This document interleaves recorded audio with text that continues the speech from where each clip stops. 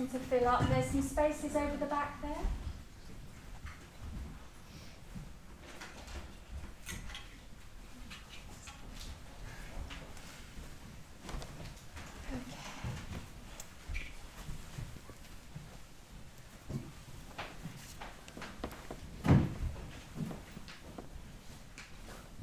Okay, Brett, so give me the thumbs up when we're live. We're live? That's lovely. Okay, thank you very much.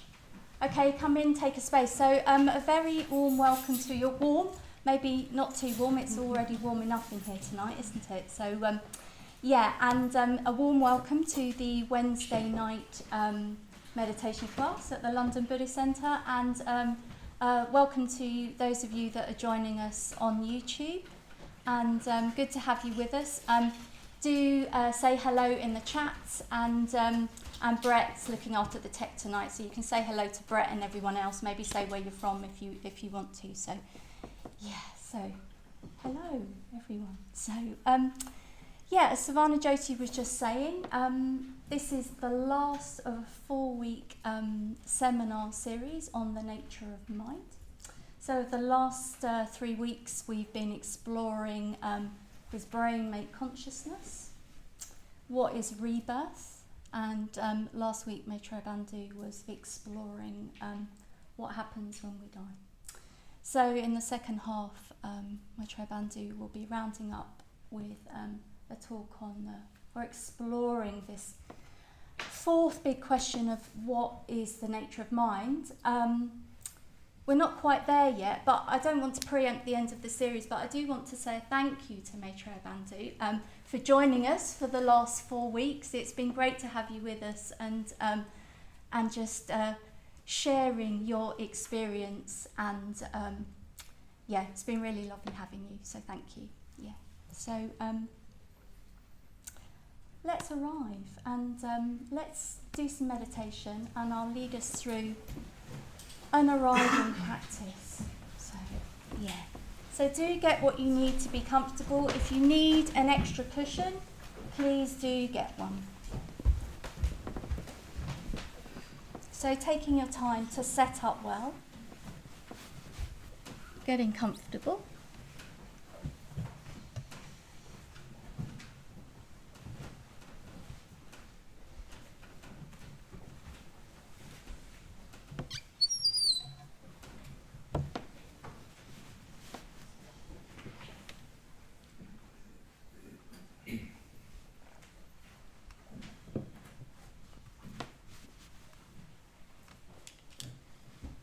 So if you haven't already done so,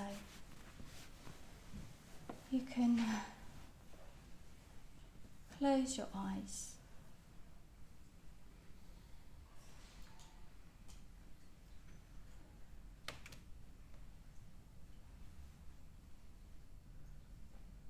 So feeling into the contact of your sitting bones on the seat beneath you.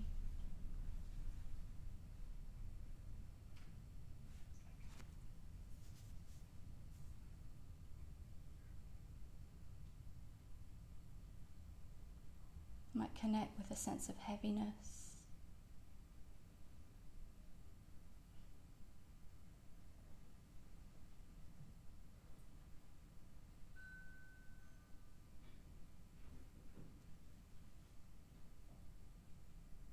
Maybe just ease back a little bit more onto the cushion.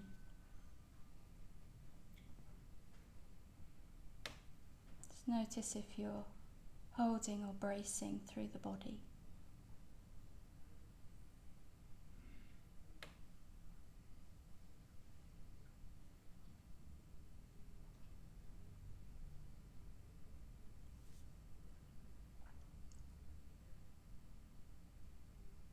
And allowing your legs to become a little bit heavier.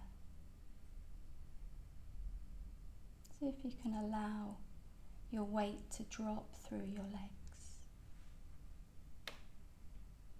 into the floor.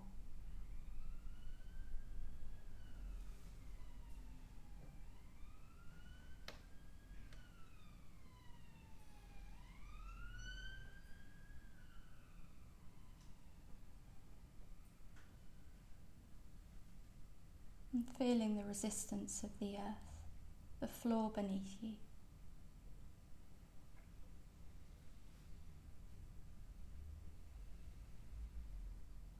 The earth can take our weight.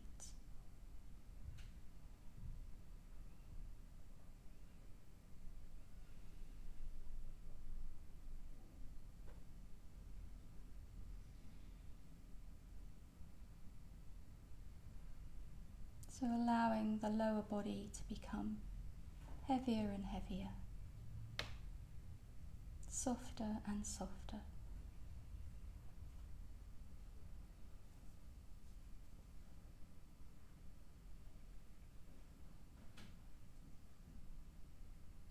And taking a couple of deeper breaths into the body. And on the out breath, just letting go through the legs.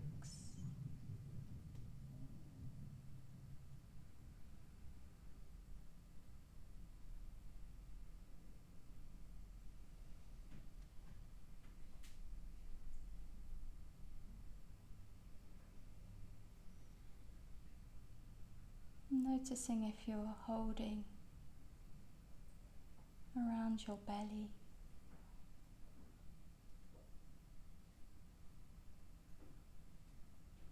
See if you can allow the belly to become soft. No need to hold the belly in.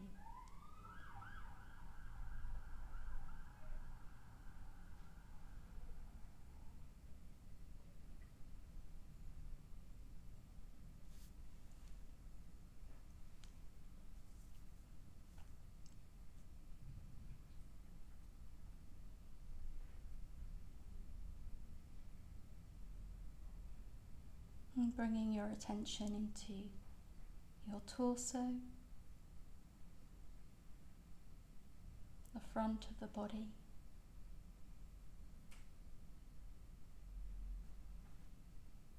chest, the front of the ribs,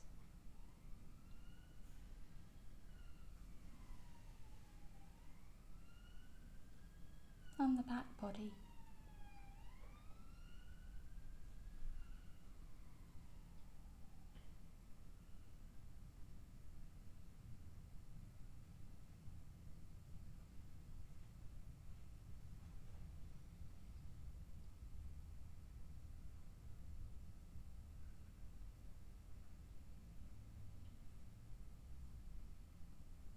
And bringing your attention into your shoulders, allowing your shoulders to be broad and soft. You can often hold through the shoulders. Just notice if there's any holding there. See if you can ease and soften the shoulders.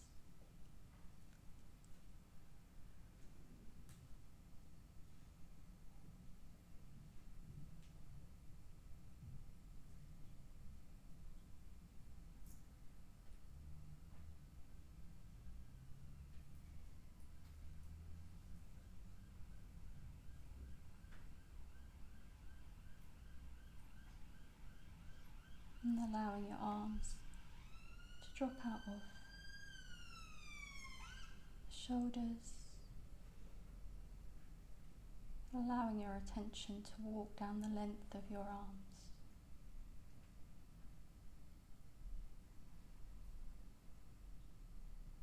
Coming to rest in your hands.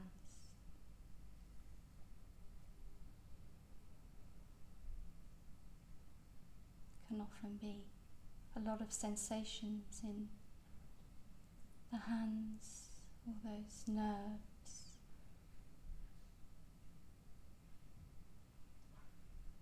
tendons, blood.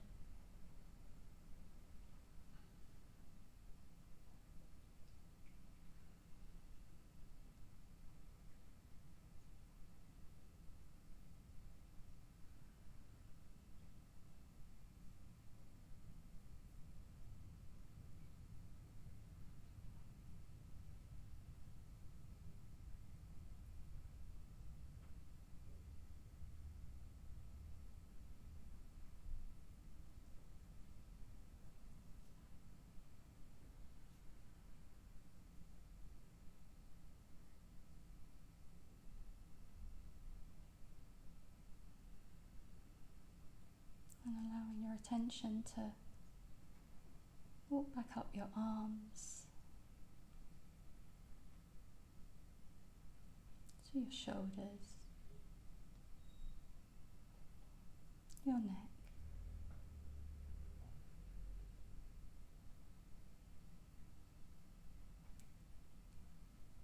Tuning into the shape of your head, sitting at the top of your neck.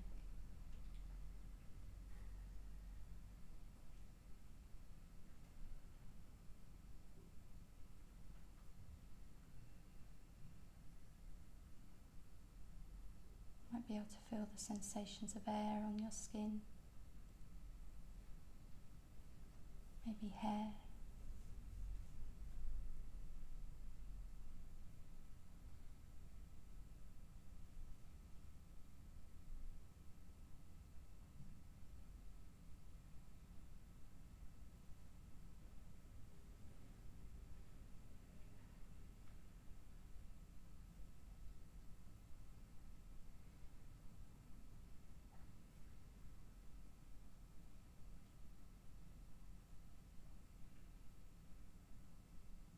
And allowing your forehead to be soft.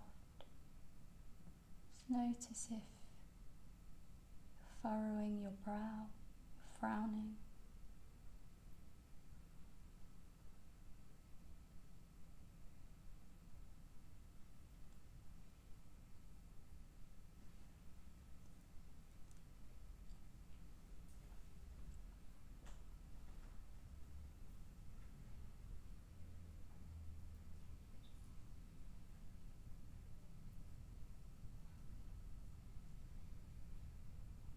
And your eyes can rest in their sockets.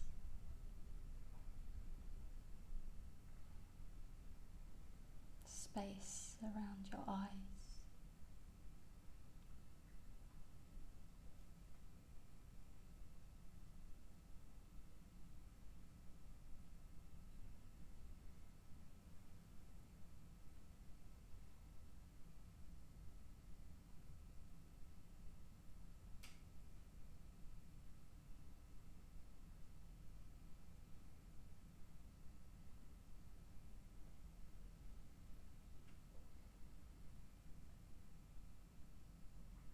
And tuning into the sensations of breath around your nostrils, maybe coolness, the air coming in.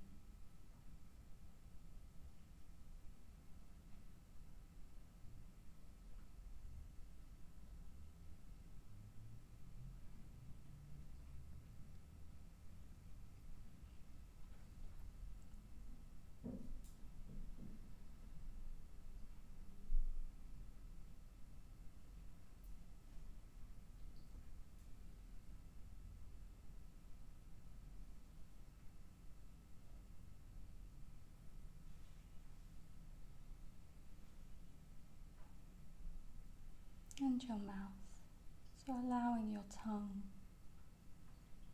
to rest softly in your mouth.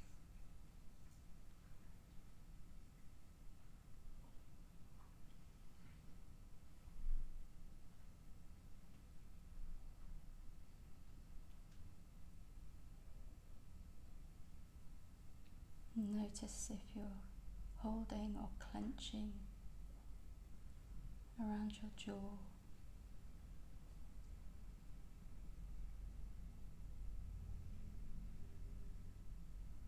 Allowing the jaw to rest.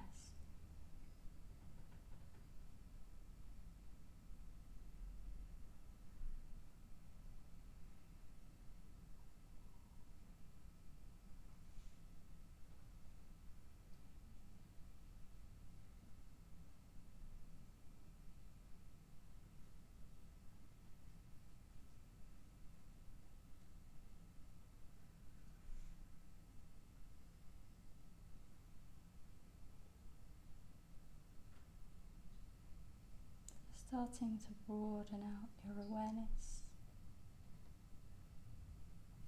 the whole of the body, getting a sense of the shape that you're making.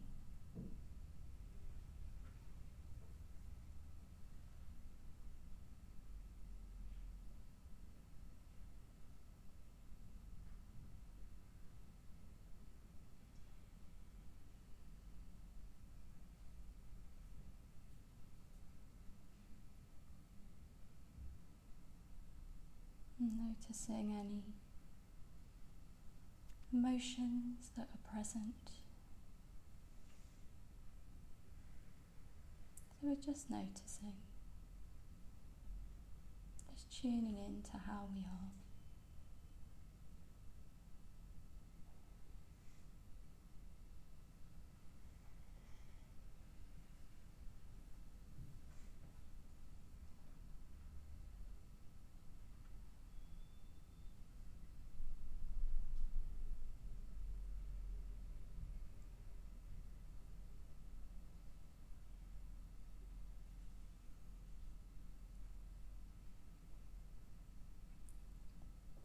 And mental activity, any thoughts.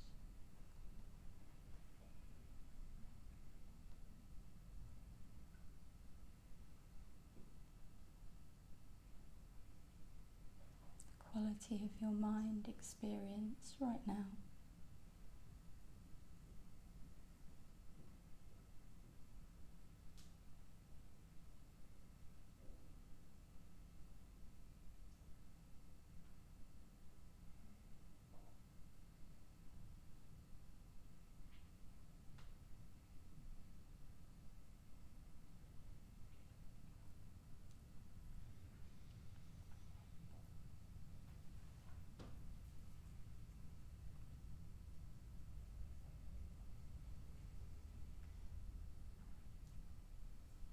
And finding your breath in your body, maybe around the belly, as the breath comes into and then leaves your body, the rise and fall of your belly.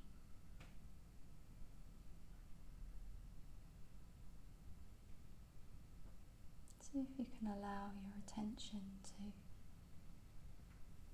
rest on your breath coming and going.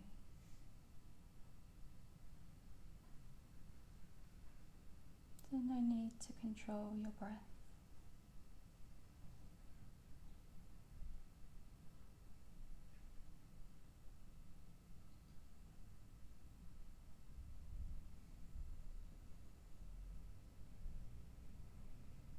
If you find yourself pulled off by distraction, just come back to your breath in your body.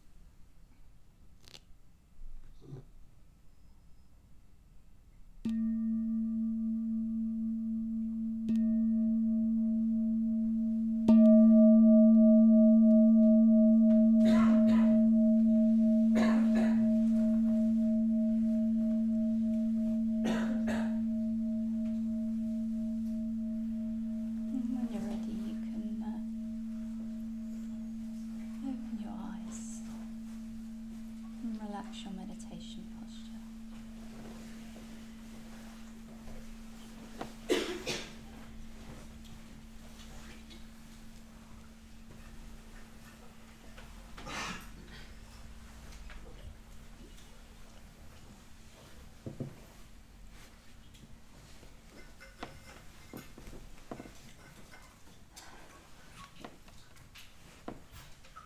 glasses are steaming up again, it's so warm in here.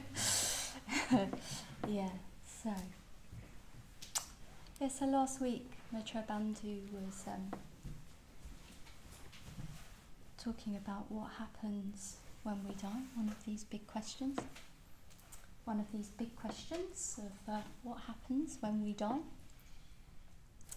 And I'm bringing in his experience of talking to Penny Saturi, who has been researching near-death experiences. And what I've been really struck by about near-death experiences, where people sort of go through this extraordinary process of having life reviews, maybe meeting deceased family members. What I've been really struck by is that often that experience can profoundly change people's lives, and they become much more altruistic and other regarding. So what I'd like us to do tonight is to practice the metta bhavana, which is this other regarding practice. And so I think it's really important with the metta bhavana that we actually acknowledge what is happening in our experience, rather than trying to leapfrog over it and maybe try and will something else into being. So there's acknowledging what's actually happening in our experience. So tonight, for example, it's quite warm in here. There might be some discomfort, and it's noticing that. It's not trying to change it or push it away. It's noticing that and seeing if you can open up. What else is there? What else is there? Yeah? And I think the more that we can acknowledge what's happening in our own experience, the more we can do that for others. And that can really change our lives. We become more and more other regarding, but we have to notice what's going on with ourselves. So I'd like to try to do that this week, and I'd like us to practice that this evening. So I actually had this experience a couple of weeks ago through work of meeting someone quite randomly.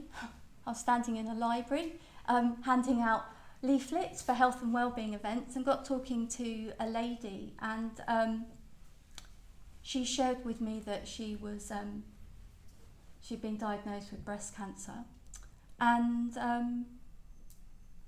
she said that it had given her the opportunity to really reevaluate her life, and that she'd stopped working, she was reevaluating her life and considering what she was going to do with her life. And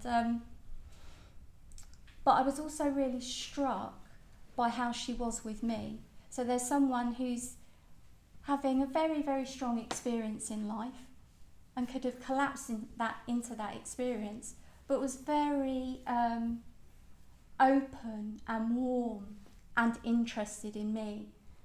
And it just felt to me that she was really exuding the qualities of metta. Really exuding the qualities of metta. Yeah. But she wasn't, so she was acknowledging what was happening to her and opening up to others. And I think the more that we can do that, the more that can change our lives. Yeah, so I think the more that we can open up to acknowledge what's actually happening in our experience without sort of collapsing into it, the more that we can do that with others and show and really sort of embody empathy for others, And I wonder if that makes life much, much more fulfilling and satisfying and richer. And and I was struck by Maitreyabandhu recounting his own experience of when he was working as a nurse, and this remarkable experience of being with someone as they died and having this person realising at the point of death that they'd had a really unfulfilled life. So how can we live a fulfilling life? And I think that's by becoming much, much more other regarding, but we also need to take ourselves into account. Yeah. So let's practice the Metta. So let's acknowledge what's going on. If you're warm, acknowledge that, and just notice if you're collapsing into that. Yeah. And at the same time, we're not trying to will another experience into being.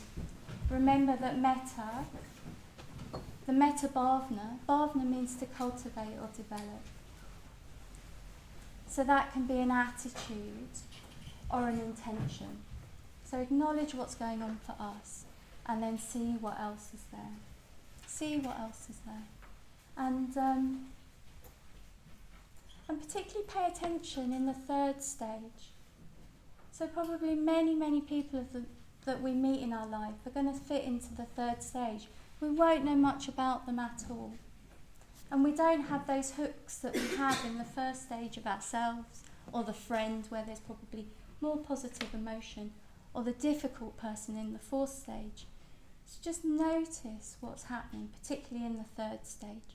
Just notice if there's a bit of boredom or distraction coming in. Just notice that. And just respond in a loving, kindly way to what you find there. Yeah? Okay. So let's practice the Maitreyabandhu, and I'll ring bells for all the different stages.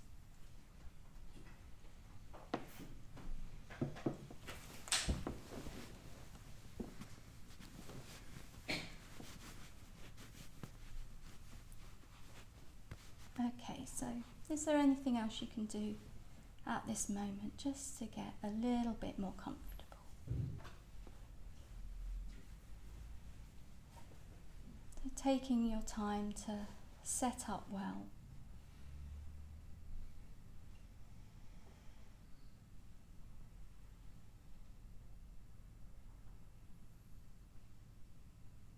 And again, feeling your contact with the seat beneath you.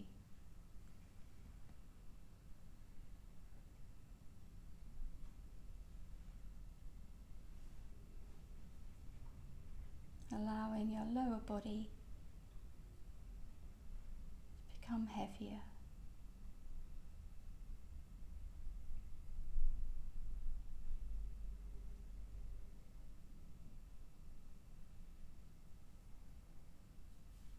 And your upper body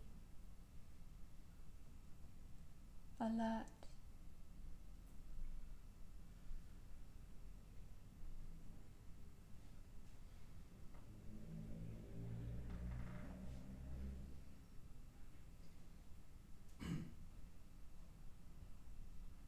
The Maitreyabandhu.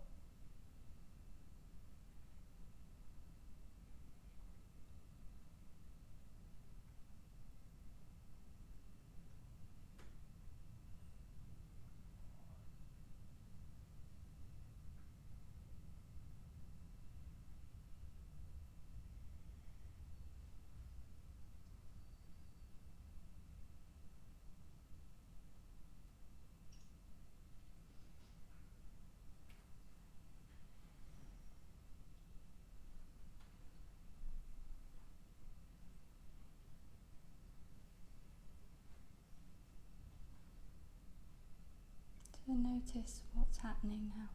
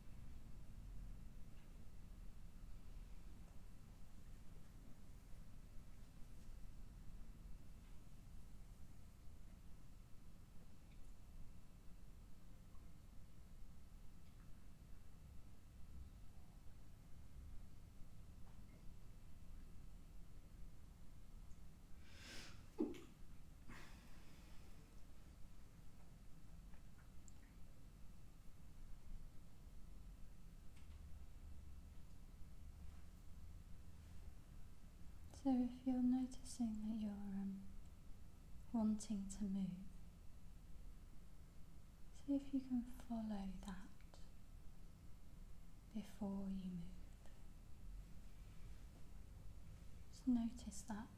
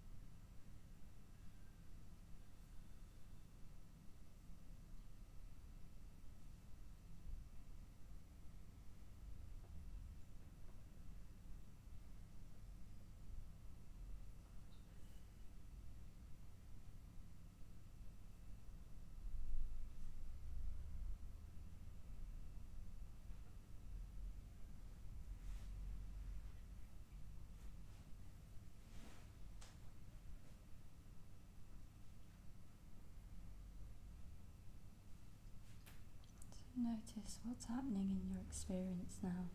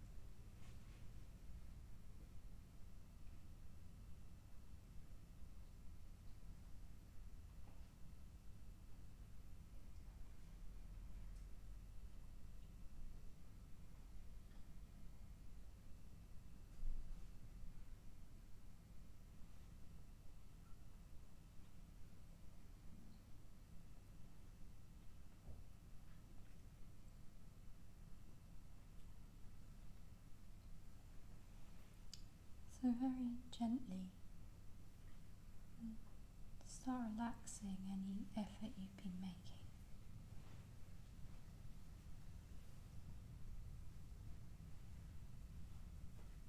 And just resting into your experience.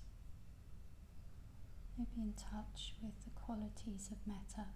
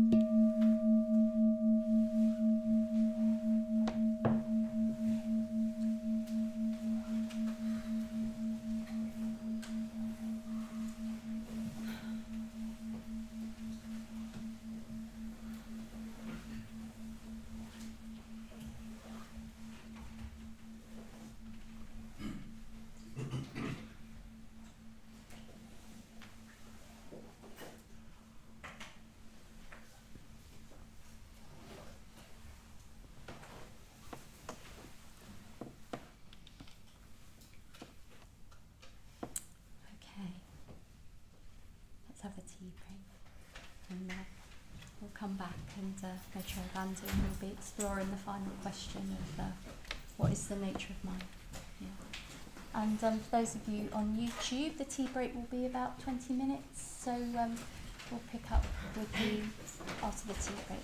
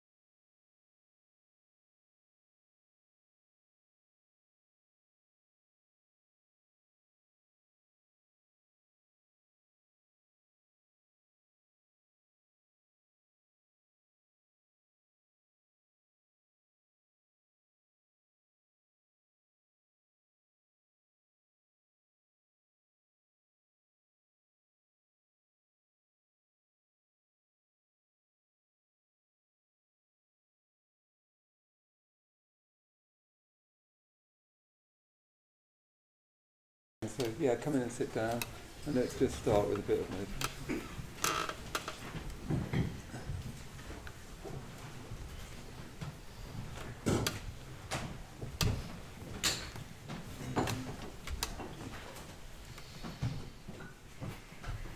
Come in, come in. Close your head now. So when you're ready, closing your eyes. So we've been exploring the nature of mind for the last 4 weeks, and my own teacher, Sangharajcha, his first point about it is that you've got a mind, so it's not a theoretical subject, it's something you've got, so you can explore the nature of mind. You've got it. So you start that by closing your eyes and opening the mind to the body sense. Our mind isn't trapped inside our skull, as we've come to think of it. It's a whole sense that opens out into the body. So see if you can just tune in to the direct sensations of your body. The weight of your body on the chair or the cushions.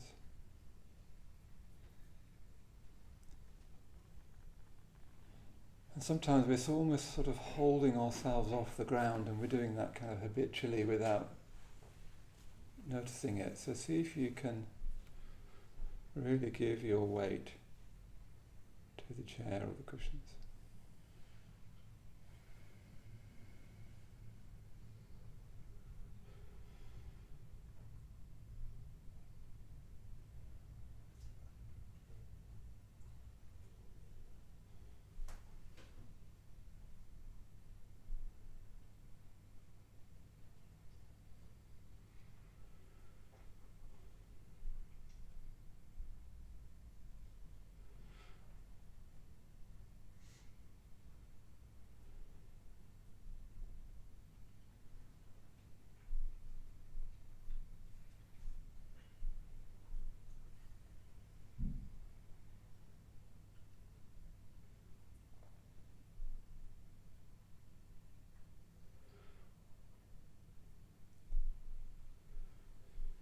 So you can feel the support of the cushions of the chair, and you can feel your feet on the floor, and that's a direct feeling, it's not a thought, it's not an image. You need to think about your feet.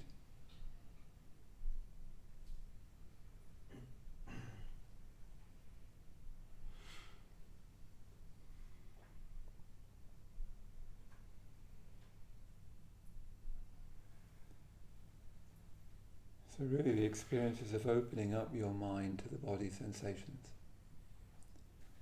And your body is basically the natural world. It's nature. So you're opening up to the natural world by opening up to your body.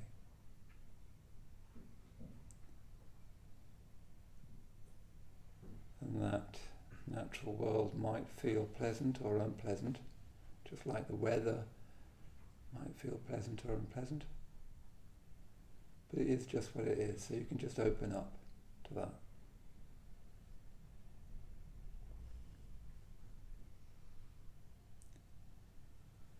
You don't actually need to feel threatened by difficult physical experience, and you don't need to grab at pleasant ones. You can just open up to them.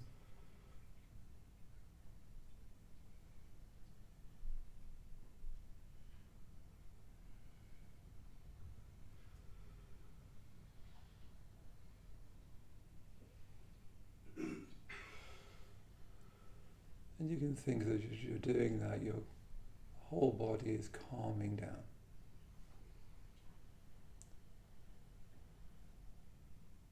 Even just the thought of your body calming down has an effect on your body.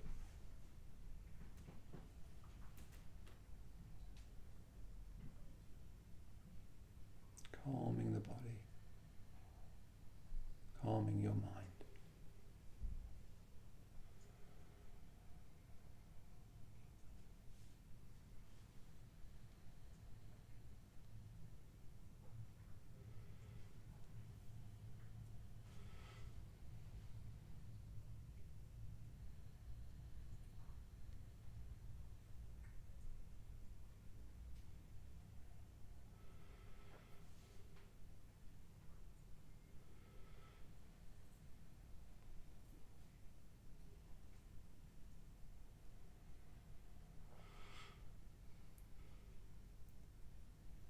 just have this sense that as you're sitting here, your body is calming down, quietening down.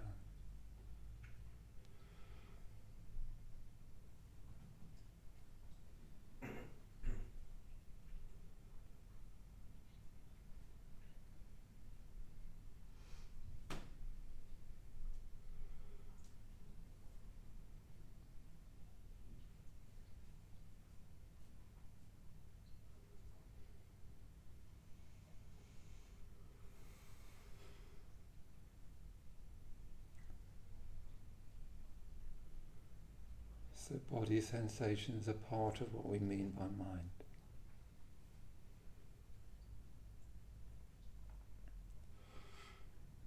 But you can also notice the sounds around you, in the room and beyond the room. And they're not literally out there, they're experienced in your mind.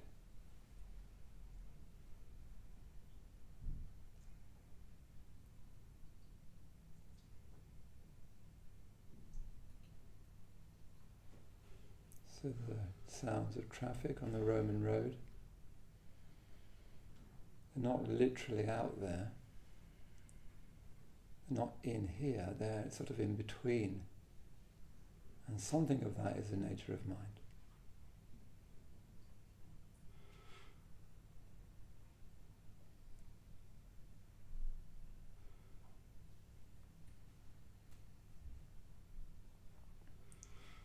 So there's your body sensations.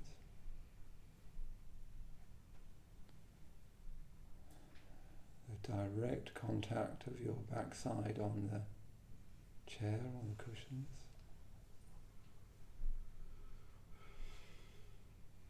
Your feet. There's your feet sensations.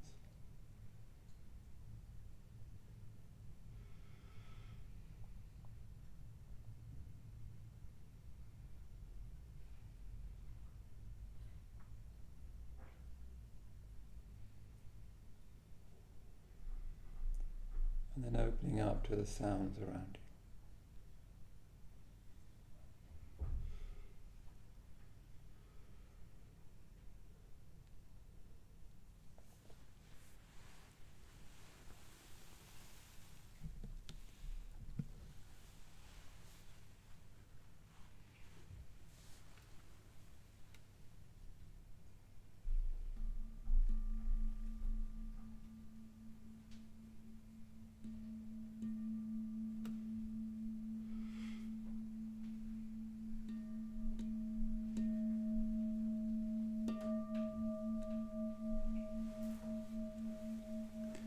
And when you're ready, opening your eyes.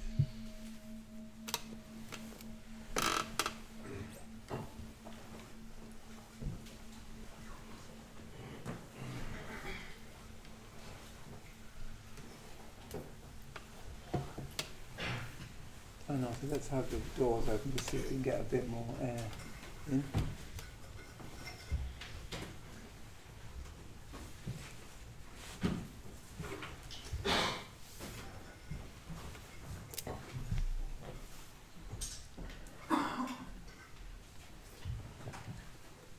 So yeah, just sit comfortably, don't sit in your meditation posture.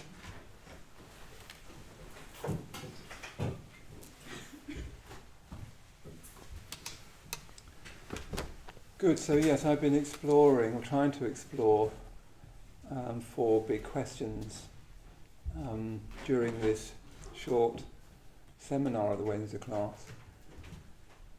And the question I want to explore this evening is what is the nature of mind? Yeah? It's actually quite a problematic question because what is the nature of mind makes it sound like the mind is a thing that has a nature. And Buddhism often talks about its nature is a no nature. It's a very common refrain, but that can sound just a bit clever. So I want to say a few things about that tonight, and then we'll finish with a short meditation again. And I think what I'd like to do is finish with a mantra as well, because the nature of mind is a mystery. I don't actually know what the nature of mind is, and nor do you. So it's good to be clear, isn't it? All the people on YouTube, you don't know, I don't know. So we're all in the same boat. So I want to just reiterate this point that I don't know that it's very difficult to grasp and very difficult to keep hold of, is that we are alive in the midst of mysteries. We really are. I don't mean, the fact of technology I just mean our ordinary human consciousness, our everyday consciousness, is a very, very deep mystery. Nobody knows how consciousness arises. Nobody knows how I can look out now and see you all, and you can see me and see the shrine and see the lights. Nobody knows how we do that. In philosophy, it's a hard problem. How does matter create consciousness? And the assumption has been that matter creates consciousness, that brain creates consciousness, that consciousness is an epiphenomena of the brain. That if the brain is complex enough, if you've got enough neural pathways, if you get enough chemical reactions, consciousness mysteriously arises in a way which nobody understands. It's actually, according to Ian McGilchrist, who's we've been in discussion with in this series on the nature of mind, he says basically when you think that matter creates consciousness, you're basically saying that consciousness is a miracle. How can something utterly unlike matter arise out of matter? Yeah? It's a bit like saying you'd get algebra out of rhubarb. Yeah? How could something utterly unlike rhubarb grow out of rhubarb? Yeah? It's highly problematic. And more contemporary philosophers and scientists are questioning that whole assumption that matter precedes consciousness, which is actually the opposite of the Buddhist view. The Buddhist view has always been that mind precedes world. And one of the things you're starting to see in quite a range of contemporary thinkers and scientists is something more like a Buddhist view, which is that mind precedes world, yeah? Not that world precedes mind. Actually, all sorts of problems are actually, I won't say solved, but you get more interesting answers if you turn the picture the other way around, that consciousness precedes matter. In fact, Ian McGilchrist says that matter is a state of consciousness. Like water has all sorts of different states. It has water, you can pour it over your head and it's really nice on a hot day like this, or it can be ice and it can drop on your head and break your head. Yeah? But it's the same substance. It can be in different states. It can be in steam, it can be in water, it can be something that you can break your head on. So he thinks that matter is a state of consciousness in that way. What that really means. Ooh, pause for thought. Anyway, what I want to emphasise is that we're in the midst of mysteries. Like just today for the Nature of Mind project, and do grab one of these on the way out. And sign up for the project. You can just sign up, and then there's all these videos of conversations we've been doing for the last 6 months, and we're going to be culminating the Nature of Mind project with a big retreat, over 100 people that there's still places on, in which we'll spend a week exploring the nature of mind. It needs much more exploration than I can possibly do in 3 half-hour sort of little sessions like this on a Wednesday evening. Really, I've only hardly scratched the surface on the questions, and on that retreat we'll really go into it in much more depth. These are like these 4 sessions, and you can catch up with them on YouTube. Those of you on YouTube now, you can catch up with the other films on YouTube. They're like espresso versions of that retreat, yeah? Or Nespresso versions. That was a joke, but they don't always work. It's a dangerous joke. So we're in the midst of mysteries. We just today, Jan Vach was interviewing on Zoom Eben Alexander, who's a neurosurgeon, and he's had the most profound near-death experience that's ever been documented.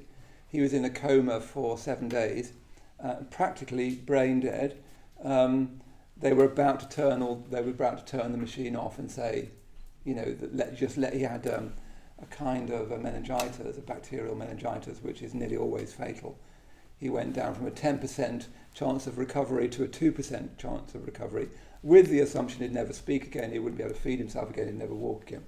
We've just been interviewing him. It is actually a miracle he shouldn't be alive. Our science doesn't explain why he's alive. It just doesn't. And the scientists are very interested in him because, on the basic fact, that he should be dead. So we've just been talking to him, and the more you talk to someone like that, you realise again, a little bit more freshly, a bit more vividly, that you don't know, that you're in a world of mysteries in which things that shouldn't happen can happen. And I won't be certain. I felt slightly, frankly, that he was a little bit too certain for my taste. I won't be certain, but I definitely know I don't know. And then one of the things he was remarking on, because we've also done conversations about children who have past life memories, and if the project continues, it's not quite clear yet if it will go into a season 2. I hope so, because I want to interview Jim Tucker, an American psychologist who's done the longest studies on children with past life memories. But according to the research he quotes anyway, there's been 1,700 solved cases in the US of children who below the age of 5 who talk about a pride, and that was the conditions they were in. You have to be a bit careful, I think, with that word solved, because there could be other explanations, as there could for so many things. But what they do with those experiences, and they're relatively common, at least they're not completely uncommon. I've had people at this class afterwards saying, oh, when I was a child, I remember my mother was telling me I said this and I said that. It's too easy to dismiss it or to be credulous about it and completely take it on. And usually people are one or the other, or sometimes flip between the two. All I want to leave with that is that we're in the midst of mysteries, and we need to keep on waking up to that. We need to wake up out of our sleep of certainty if we're going to live a more vital, valuable life. Very difficult to do because human beings are very habitual, and we settle into certainties only too easily. So that's my first point, that we're in a world of mysteries, and one of the things I'm trying to do with this Nature of Mind project is to keep on opening up to that, especially opening up to the deep problems within nihilism, within materialism, within secular materialism, within scientific materialism. We interviewed Bernardo Kastrup, who's a very, very remarkable thinker, and he said that scientific materialism is stupid. And he used to work for CERN, so he had some authority behind that. He wrote a book called Why Materialism is Baloney, which I think is another word for stupid. So I thought I'd start with my own experience of the nature of mind. I have to use those words, which are problematic. And then I want to say some more practical things about it, because if we're not careful, we just get mired in speculation or in an overvaluing of not knowing. A friend of mine who's been watching the seminar said to me, challenged me after last week, saying, you're emphasising not knowing too much. Interestingly, you can actually get rather fixed on not knowing as well. You can think, no, that's the answer, is that you don't know. Actually, it's another fixity. Buddhism doesn't get fixed on not knowing. In fact, it doesn't really use that language very much. Buddhism, anyway, I'll come to Buddhism in a moment. So my experience of the nature of mind, at least that might be a way of talking about it, was almost 31 years ago today. I was ordained on a 4-month retreat in Spain. It was the first time I'd worn robes. It was the first time I'd shaven my head. In the midst of that 4-month retreat, and I was 30 at the time, so it was a very intensive experience. It was a completely life-changing experience. And in the context of that, I was ordained into the Tree Round of Buddhist order and given this name, Maitreyabandhu. The ceremony of ordination is very, very sacred and has 2 parts: as it were, a private part where it's just you and the person who ordains you, and a public element where you declare your dedication to the Buddha Dharma in a company of people doing the same thing. And I had my private ceremony in June in 1990. At the end of that ceremony, I closed my eyes and to use this language, I had, you could say, an experience of the nature of mind. Except for I would never have used that language to describe it, because it's too fixed in a certain sort of way, as if the nature of mind is 42 or something, or I kind of can tell you what it is, which is just nuts. You can't even say what the nature of love is, for heaven's sake, or the nature of generosity. You never get to it, do you? Think, kind of got generosity, don't need to think about that anymore. It's what philosophers would call an infinite game. You never get to the end of the nature of mind. You never get to the end of love. You never get to the end of wisdom. They're not things you have and know. They're something you're constantly deepening in, hopefully. Anyway, I had this experience of never know quite. Experiences like this are very, very difficult to talk about, and one has to be careful talking about them, because I'm not making any kind of claim about myself whatsoever. But I seem to, for who knows how long, move outside of time and space. It was as if the walls of self just disappeared. It was as if the walls between self and a world had just disappeared. It was as if the person I thought I was, what I thought was important, all of that was just, not irrelevant, just like not very interesting, of no important consequence. I seem to, one way I put it to myself later, because in the experience, of course, there were no words, but one way I put it to myself later was that I'd been looking at my life, and this like complicated thing of that I was quite an unhappy young man, even very unhappy at times, and I'd been sort of caught up in this little thing of my life, of trying to solve it, including trying to solve it through Buddhist practice. And then in this experience, I realised that what looked like a few sort of funny lines was actually part of this vast tapestry. And those funny lines suddenly made sense in this incredible tapestry of beauty, which I was part of, but not importantly so, but not unimportantly so either. It's an experience that goes beyond the personal and the impersonal. It both feels as intimate as anything you could ever possibly experience, and at the same time nothing to do with you, except nothing to do with you is a bit too crude. My experience of it was that self was sort of there. It was just transparent, and no longer a problem. No longer something I tripped over. It had become a window through which I could see, or I felt I could see, or afterwards I thought about it in these terms. It became a window in which I could see how things really were, which were infinite, boundless, sort of loving, except that that's too emotional a word, without any possibility of problem was one of the things that I experienced. There was no possible problem in that experience. I felt that nothing could injure it or break it in any way, including my own death, for instance. My own death became a non-problem in that experience. I don't know how long it lasted for, and what was interesting about it was not that before that moment I was in a very concentrated state. I remember at my ordination I was actually just very nervous. I was rather given to being nervous. It wasn't that I was in this sort of deep spiritual state. I was just nervous. Then this experience opened up completely unwilled. There was no willing on my behalf.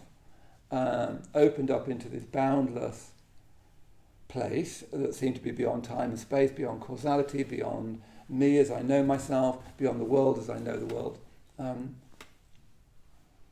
in the experience, it's sort of what people must mean by perfection. I've never liked the language of perfection. I think it's a fantasy word, but I could see in that experience what people might have meant by it. Yeah? Something that couldn't be made imperfect, something that couldn't be soiled, something that couldn't be in any sense damaged, and something that seemed to have always been there, and it just revealed itself to me. It just revealed itself to me, all of those categories were absent in the experience. Yeah. So I don't know, but I would imagine that's the sort of experience that Buddhism means by the nature of mind, except for the nature of mind is too personal. For me, it felt like the nature of reality, rather than mind, because then that sounds like it's the real nature of what's going on inside your head, and it wasn't anything remotely like that. And then the experience closed up, and I was back to being neurotic me. I'd just been given my new name, which means friendly brother, and I remember thinking, oh, no, I'm not friendly.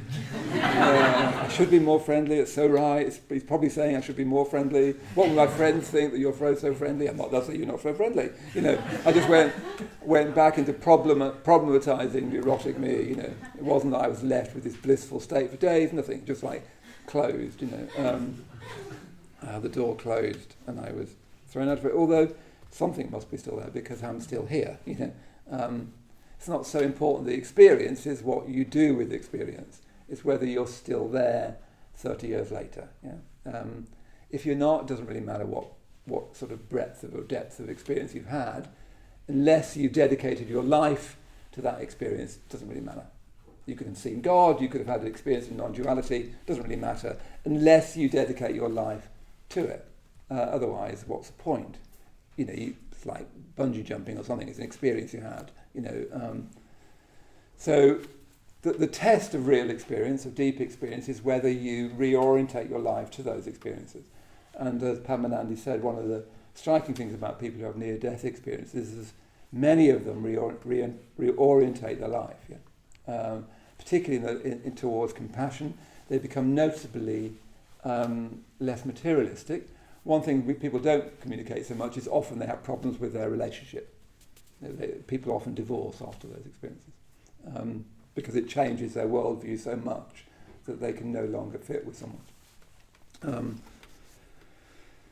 So that's my touch of the nature of mind, and my sense of it in that moment was that it was infinitely extendable, deepable. It wasn't like that was it and it had any kind of boundaries. I feel that if I'd been in a more loving, more mindful, if I'd been a deeper, more mature person, more of that experience could have stayed with me. As it was so unfamiliar to me that something in me must have sort of recoiled from it, if you see what I mean.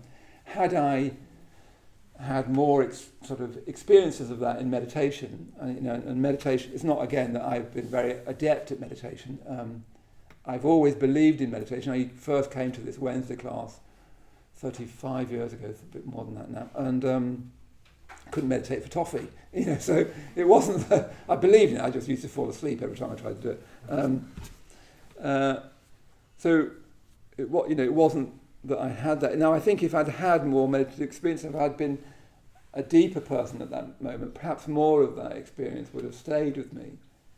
But anyway, here I am, I'm still here after 31 years now. And it's not the only experience I've had of that kind, although in some way it's the deepest experience I've ever had. So that's an image of the nature of mind, but I didn't, because I don't want to start saying what it is, because it's just nuts. Like you can't say that. That's probably giving you my experience of it is probably as close as we're going to get. And in a certain sense, in a certain sense, that's important. In another sense, it's not so important because it depends what you do with it. I've met people who come along to these classes and have, for instance, who've had much more profound meditation experiences than I have, but they don't do very much with it. I remember meeting somebody years and years ago, and he's having these incredible kind of visionary experiences, which frankly I would have loved to have. Not that I'm jealous or anything. Anyway, we didn't carry on with it. And I remember with another guy who had an incredible meditation experience. And then one day on a retreat, he just didn't, and then he just stopped meditating. I just thought, how stupid is that? How nuts is that? He just gave up immediately. Incredible. Yeah. Anyway, so I wanted to try and say something more practical about the nature of mind. Otherwise, we'll just lose ourselves in a drift of metaphysics and speculation. And Buddhism is particularly averse to speculation. The Buddha was often characterized as he who doesn't speculate. Yeah? And Bhante Sangharakshita, my own teacher, is very, very uneasy about any kind of abstract speculation. So last week I tried to give this sort of seminar on what happens when you die. And when Bhante was asked that, he said, "You'll soon find out," which is a brilliant Buddhist answer. You'll soon find out. That was all he said. Yeah? In other words, okay, you're going to die, so you'll soon find out. So get on with living deeply. Don't get into abstract speculation that we're out. So the first thing I wanted to say about the nature of mind is at a lower level. I've tried to touch a little bit onto a deep level of the nature of mind, and perhaps it goes deeper still than that. I don't doubt that it does. And it goes beyond death, which is about as far beyond anything can go. But at our ordinary level, whatever the nature of mind is, one of the things that's so tricky about it is it's so mixed up with world. Yeah? That your mind, my mind, is mixed up with the world. We talk about self and other, we talk about world and me, but actually you are mixed up with the world. I'm mixed up with the world. And when we say the world, that's a rather grand global thing.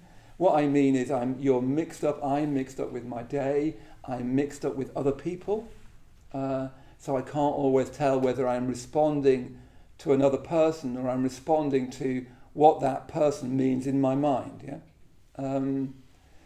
Human beings are mixed up with the world. They're mixed up with their parents, they're mixed up with their partners, they're mixed up with their friends, they're mixed up with what they get attracted to, they're mixed up with what they get repelled by. Yeah? So, a line of cocaine, a bottle of beer, you're mixed up with those things. The reason you're attracted to them is to do with you. You're mixed up with the world. Yeah? So as soon as we think of the nature of mind, we need to remember that mind is mixed up ineluctably with world. So that one of the outcomes of that is if you're going to work with your mind, you need to work with your relationship to the world, which means you need to work on your relationships with other people. Because when we say the world, primarily we mean other people. Yeah? I need to see that I'm all mixed up with other people and that I can't tell where my mind ends and where the world begins. So one of the things I become aware of and hope you becoming aware of now is your patterns. Yeah, I've been noticing this again with myself. I've got a certain sort of patterning in my mind which I keep coming back to again and again. Do you have that yet? When you think, here I am again. I went out with this person, which is completely different to that person. So how come I've ended up in exactly the same place as I did with that one, and that one? Or I've done this project, which seems different from that project, and yet I'm exactly in the same place I was with that project. Yeah. How come I've married someone that looks like my own mother? How come I've got into that thing again? Yeah. So what that is trying to show you, if only you can see it, and it's actually really difficult to see because human beings want to think that there's this world out there that makes them behave in certain ways. What so much of our life is, and whether that life is your written philosophy, your political opinion, what you've said on Facebook, very much of it, much more of it than we're willing to admit, is really autobiography. Autobiography thrown out onto the world. Yeah? Nietzsche was the first philosopher to see this, that actually your philosophy was actually a an expression of your mind. It's an expression of therefore your biography. Yeah. We're mixed up with the world. So if we're to learn about the nature of mind, one of the things we need to do, and one of the things that Buddhism really emphasizes, is you need to take responsibility for the fact that you're mixed up with the world. So when I get, as I say, I won't bore you with my psychology, but when I've recently been sort of really coming back to thinking, God, I've got here again. I've got to this point that I've got to again and again, and I can even remember getting to this point as a child, I've got to this place again. Will I start to learn about that? Why am I wanting to repeat that again and again? Can I let go of blame? Buddhism has no place for blame at all, including, interestingly, blaming yourself, but it has no place for blaming others either. Buddhism is like unforgiving about blame. The Buddha's not interested in it. If you try and blame someone, he's like, I'm not interested in that. Basically, blame never works. However convinced you are of your righteousness, it never works. So Buddhism is first of all trying to say, look, you're mixed up with the world. So the first thing you need to do to know the nature of mind is own your shit, and your, what's the positive version? Anyway, your glory, let's say. Own up to your stuff. Try to see that you're mixed up with the world, and try to ongoingly own your part in it. Take ownership of your life. Take agency in your life, yeah? And one of the ways we have to do that is renounce blame. Because you can see, can't you, that one of the instincts, if we're mixed up with the world, whatever mind is, it's mixed up with the world. Some people want to say it's the world that causes it. I remember trying to get a friend of mine to admit to something. And he was having this conflict with somebody else. And he was basically saying, when Fred does X, I do Y. I was trying to say, yeah, but what do you do? He said, well, if Fred does X, I do Y. I said, no, let's leave Fred out. What do you do that makes Fred do X? No, when Fred does X, I just couldn't get there. He couldn't get away from it being the world that's causing mind, yeah? So some people tend to do that. They tend to overthink that the world is out there and objective to mind and is causing mind. Other people tend to think solipsistically that everything is like to do with my mind. Yeah? So you can see if mind is mixed up, ineluctably mixed up with world, you can either try and reduce it to world, or you can try and reduce the issue to mind, yeah, to me and my mind. One is a kind of weird objectivism, the other is a kind of solipsism. Seeing things, everything in terms of yourself. Again, Ian McGilchrist, one of the people that we've been interviewing for this sequence of talks, and on the retreat we're going to premiere these 2 new interviews with him, which are remarkable. He says that everything is a conversation. He says that mind, what we call mind, arises between. He's got a whole theory of betweenness. He says that they're a relationship before there are relata, is how he puts it. That whatever mind is, it takes place between self and world. It's not located in one or the other. Yeah? So that's the first thing I wanted to say about mind. Whatever it is, it's mixed up with the world. It's mixed up with other people. Your biography is mixed up with your life trajectory. Yeah? You keep on finding yourself, your signature written on new experiences, and that should tell you something about yourself.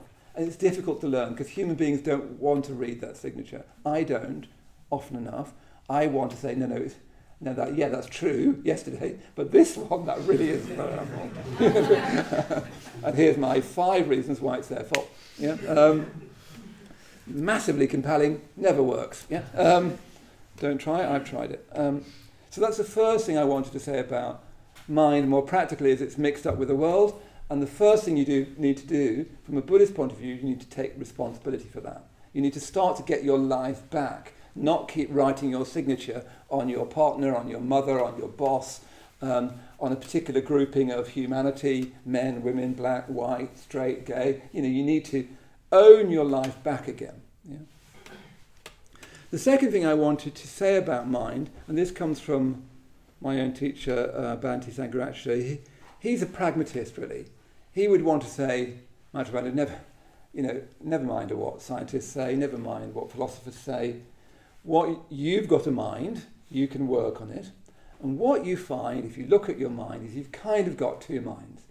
And he would say something like, look, I'm not talking philosophically, I'm not talking metaphysically, I'm trying to talk practically in a way that will actually help you. So you've got two kinds of minds, or two kinds of modes of mind, yeah? That's what he would say. And one of those modes is reactive, yeah? That if you're honest with yourself, and being honest with yourself is a virtue, remember, if you're honest with yourself and you're honest with other people, you have to admit that you tend to react to things. You react to other people, you react to certain situations, you react to stress, you react to anything that threatens you, and you tend to react in habitual and unaware kinds of ways. In other words, you tend to react in the same kind of way. So when I react, for instance, I implode very habitually. I always have, even as a child. I very, very rarely explode. I know people who habitually explode. I don't think imploding is betting. It's just another kind of hatred. I always think it's the English kind of hatred. That's what I was brought up with.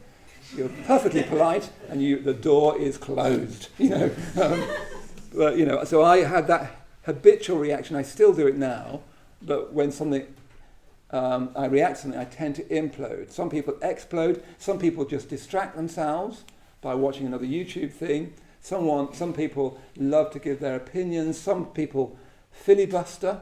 Do you know that word? It means just to give a cloud of rationalizations for why it's not their fault. I will tend to react in habitual, unaware ways. Yeah? And reactions are really a chance to get to know the nature of mind. Yeah? Anytime you react, they're a kind of sinkhole into the nature of mind.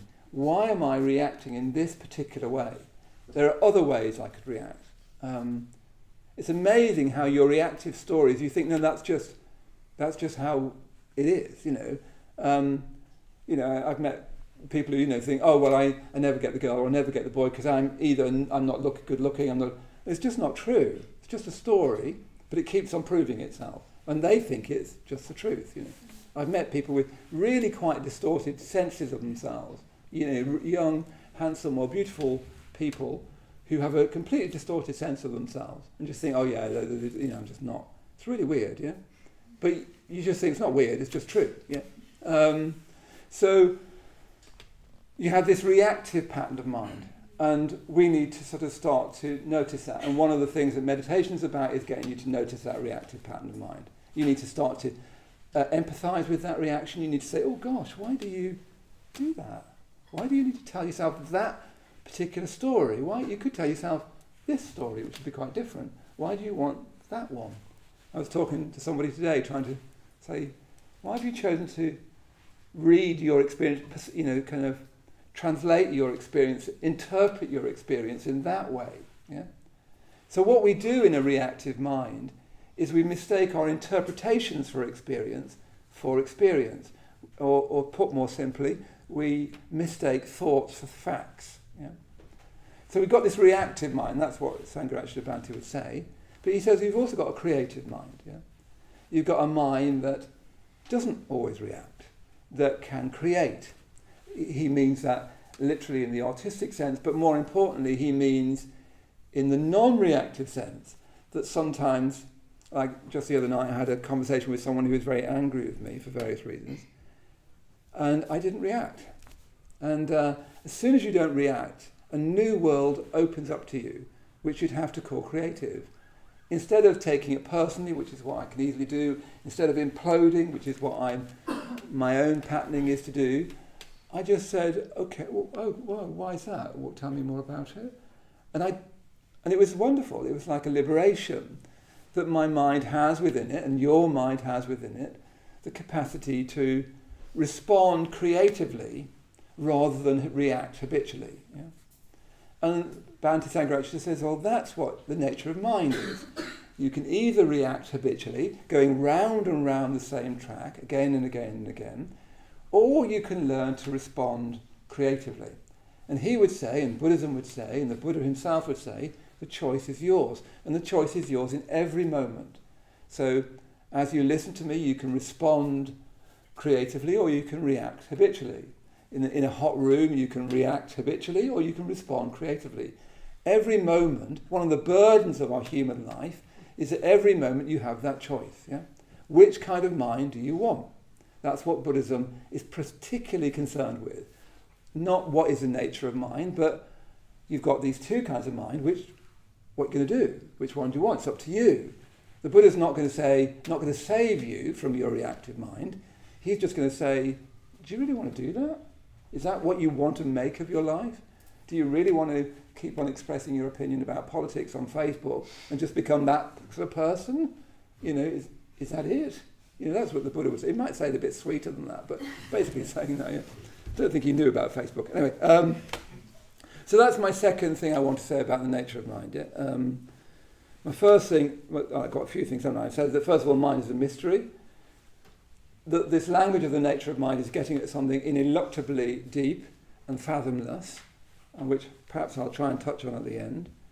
But let's be a bit more pragmatic tonight, because I don't want to end with speculation. I want to end with something we can do. So the first thing there is that your mind is mixed up with the world, mixed up with other people. Your signature is written on what you call your life, and you could own that back. And if you own that back, you own your life back. You own your energy back. You own your agency back. Yeah?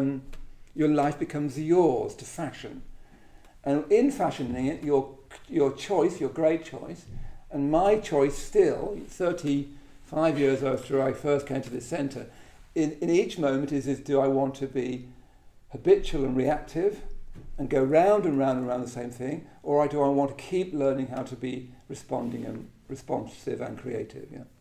And times that's easy, times that's really hard. Yeah? Really hard sometimes. No one's saying it's easy, really. But the last thing I wanted to say, and in a way that this arises from that point about reacting habitually or responding creatively. And this is a sort of backward look at the whole nature of mind so far. We've done 6 months, and then we're going to have this big, big retreat with over 100 people exploring the nature of mind, watching Ian McGilchrist's talk about the nature of the divine, about beauty, value, and purpose.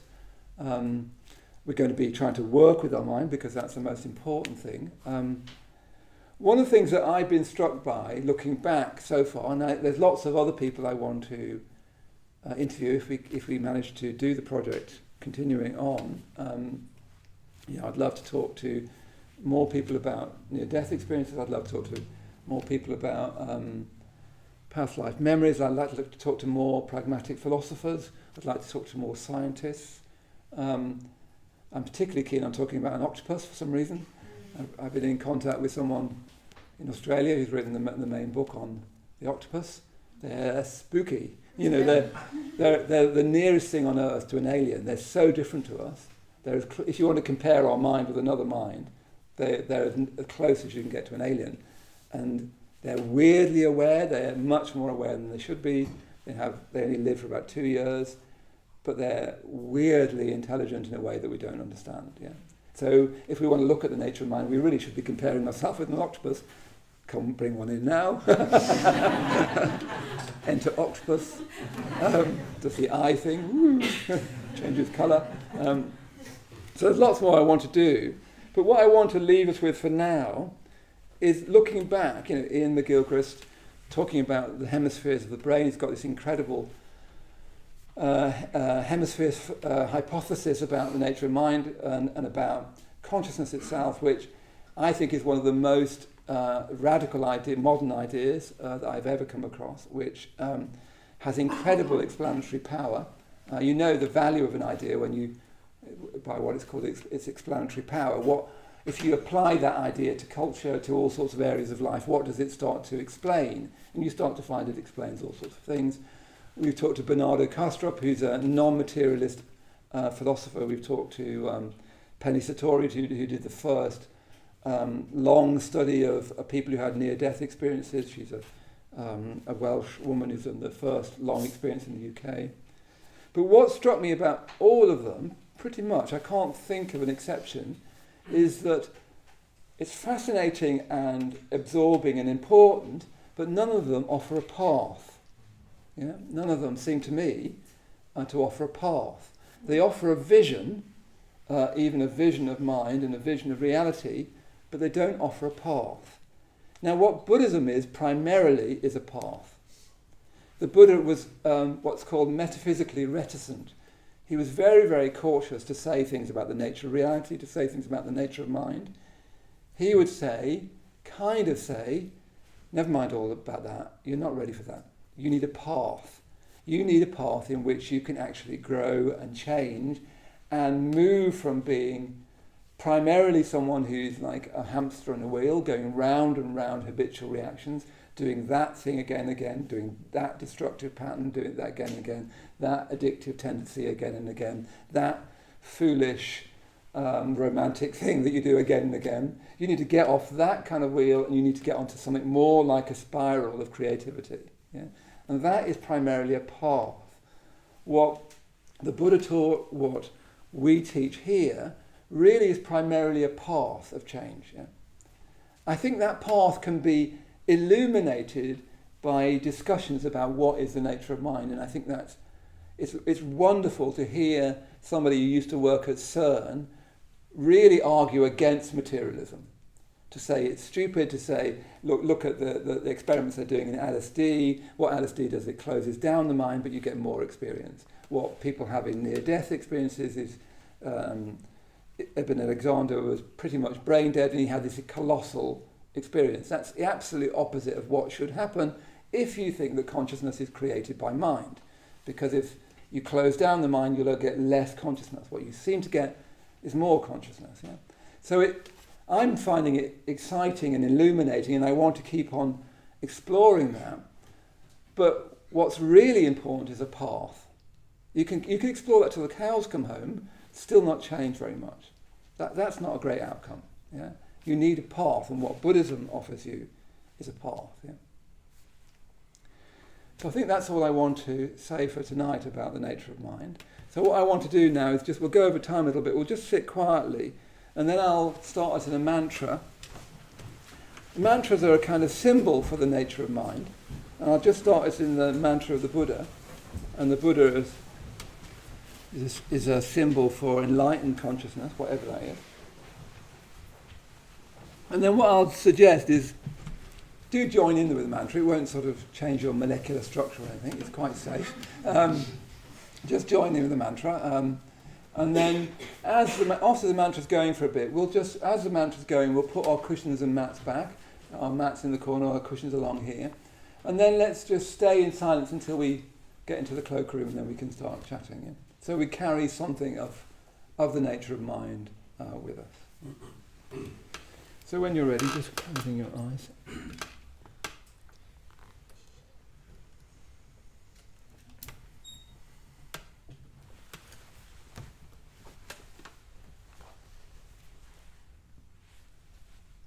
And once again, coming away from words and abstractions into the direct experience of your mind, which is the experience of your body.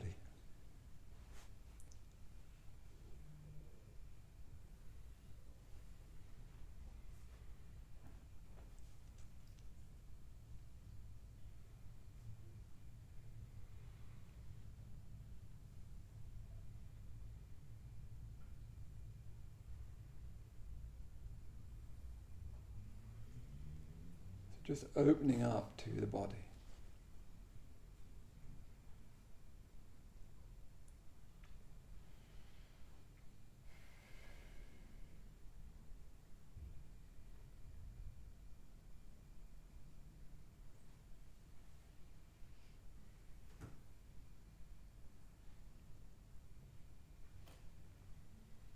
opening up to the sounds in the room, the sounds outside, and all of that is experienced in the mind, through the mind. Mind exists between the world and the self. Mind is always a conversation with experience.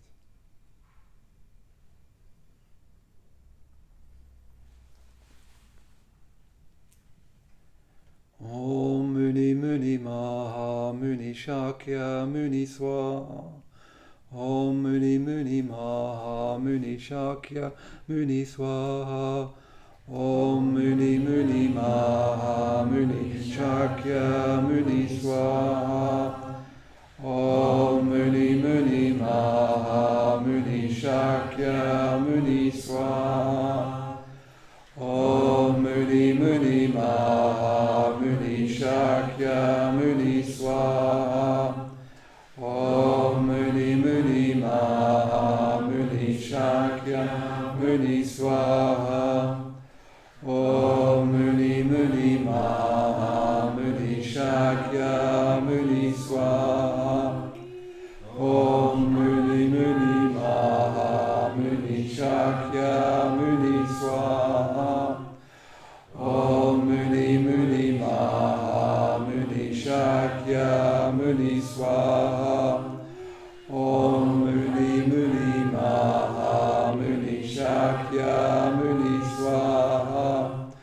Om Muni Muni Maha Muni Shakya Muni Swaha.